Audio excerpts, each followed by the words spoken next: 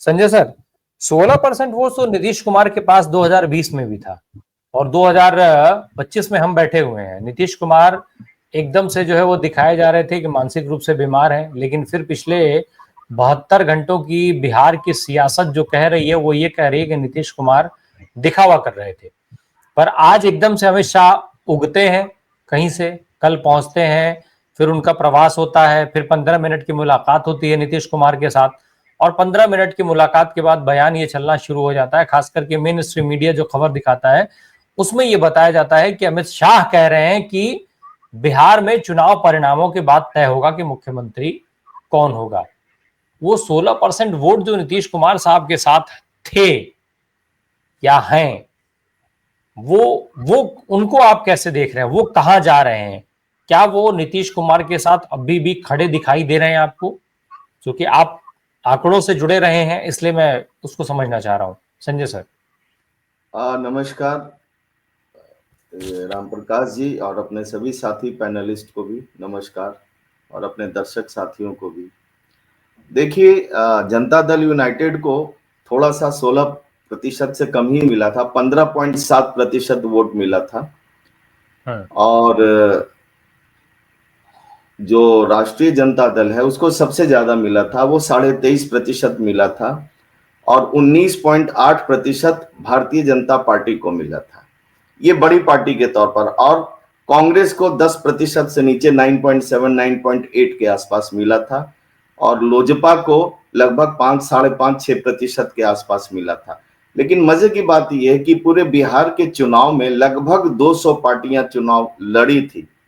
ये सबसे रोचक तथ्य है। छोटे छोटे दलों को बहुत सारा वोट मिला है। अगर आप बड़ी पार्टियों को कलेक्शन करेंगे तो यह आंकड़ा 70%, 72% से ऊपर नहीं जाता है, यानी 28% तो लगभग बिखरे पड़े हैं। तो देखिए, बिहार का चुनाव थोड़ा सा दूसरे प्रकार से होता है।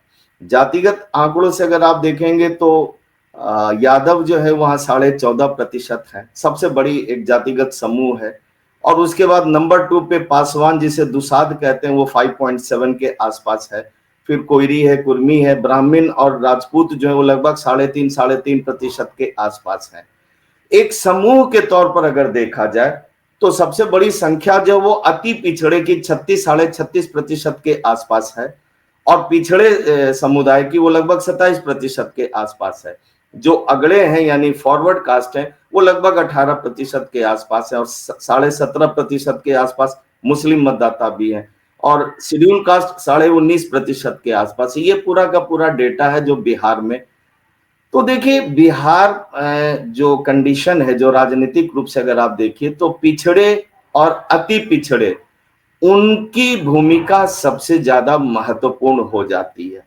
भाजपा अगर यह सोचती है कि इस बार के चुनाव में उसको बहुमत मिल जाएगा या ज्यादा सीटें मिल जाएंगी, मुझे अभी भी नहीं लगता है।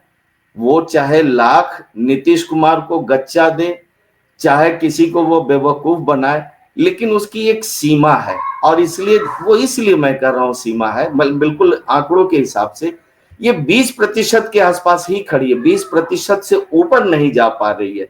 यानी अगर आंकड़ों को जोड़ लिया जाए, जिसमें बनिया को भी जोड़ लिया जाए, तो ले दे के कितना है, वो लगभग 9% के आसपास बनता है, जिसमें पंडित, भूमिहार और बनिया है 9, 9.5%, 10%।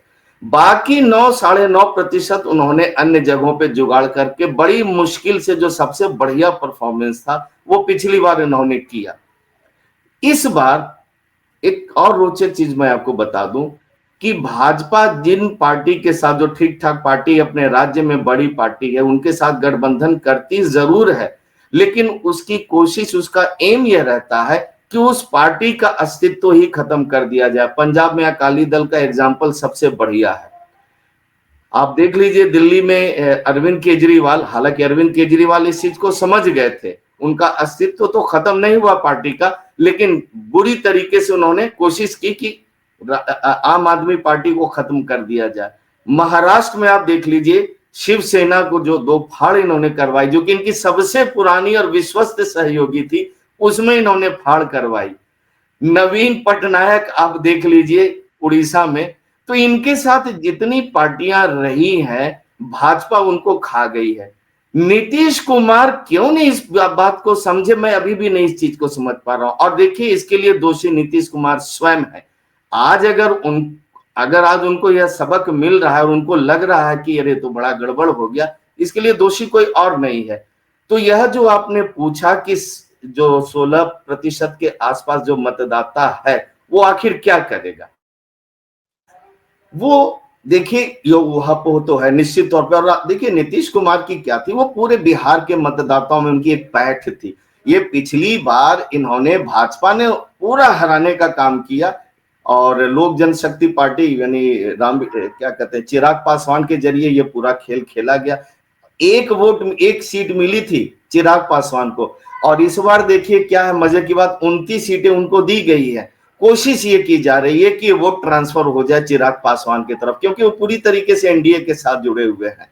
दूसरी चीज, अगर जनता दल यूनाइटेड, पता नहीं क्यों मुझे ऐसा लग रहा है कि इस बार परफॉर्मेंस इनकी और भी कम होने जा रही है, परसेंटेज वाइज भी और सीट वाइज भी। 25-30 सीटों पे शायद सिमट के रह जाए और उसमें भाजपा का खेल बन सकता है। लेकिन एक और आंकड़ा मैं आपको बता दूं कि राष्ट्रीय जनता दल का परफॉर्मेंस देखिए, 75 जगह वो जीती थी और 67 जगह पर वो सेकंड पोजीशन पे थी, थर्ड पोजीशन केवल 2 जगह थी।